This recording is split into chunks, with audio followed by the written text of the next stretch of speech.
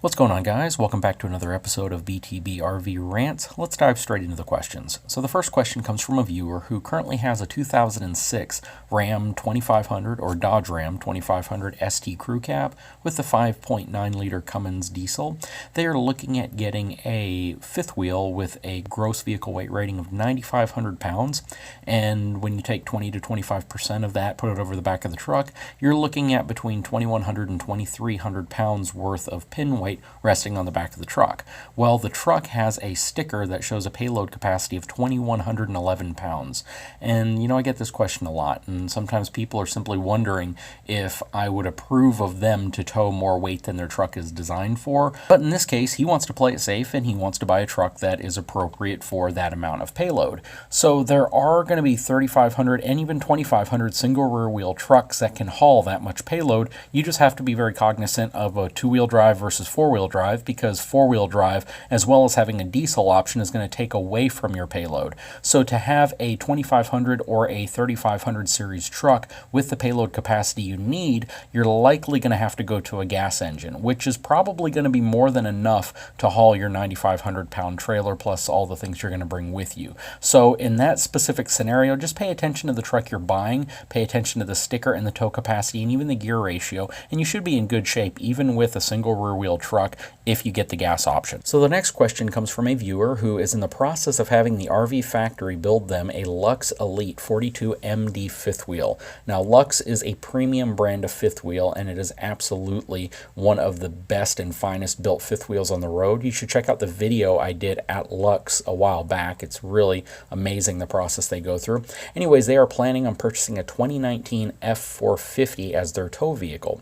And the question they have is in regards to the hitch. They wanted me to give them a recommendation on what hitch I think is best. Now, in my personal opinion, and based on what I've personally used and understanding the build quality, I am a huge fan of B&W.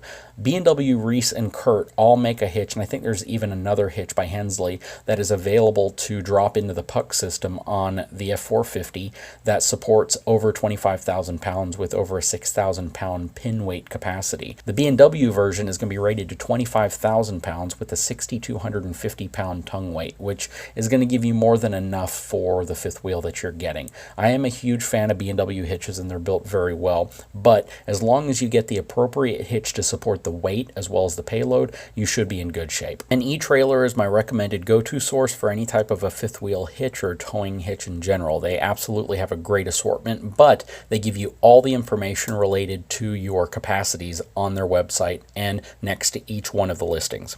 So the next question comes from a viewer regarding my switching from a fifth wheel hitch to a goose box. And they said they had noticed a bed liner mat that I used in the bed of my truck, and I had carefully cut out some squares around where you would drop in the gooseneck ball as well as the safety attachments, and they wanted to know what I used. On my truck, I use the Access bed mat, which is essentially like a piece of carpet and foam that goes on the bed of the truck. It's attached with little snap clips, but you can also use Velcro.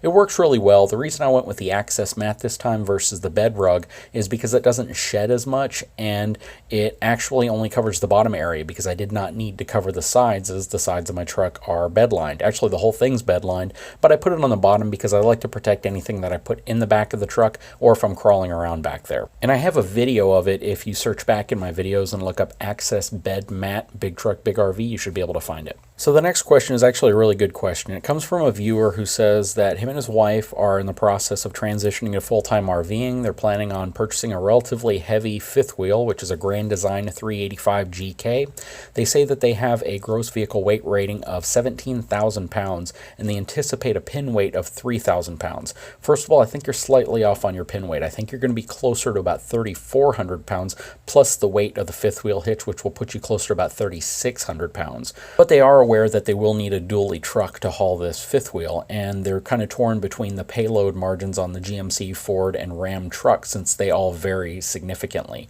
In my opinion, if you get a dually pickup truck with a cargo or payload capacity greater than 4,500 pounds, you're in good shape. And I believe the GMC, Chevy, Ford, or Ram dually trucks should all be well over 4,500 pounds. I believe most of them are going to be between about 4,800 pounds and 5,800 pounds. So you should be in really good shape as long as as you keep your payload capacity over 4,500 pounds. And of course, the place to look for that number is going to be right inside of the driver's side door threshold. If you are getting a brand new 2020 Chevy or GMC truck, you'll actually have a sticker that will indicate specifically what your payload capacity is and what the maximum pin weight for your truck should be. Now the next question comes from a viewer who has a 2002 Dodge Ram dual rear wheel 4-wheel drive truck with a 5.9 liter Cummins engine and an automatic transmission plus a 354 rear end. Now he understands that the tow capacity ranges anywhere from between about 9,000 pounds all the way up to about 14,500 pounds depending on the configuration and whether it is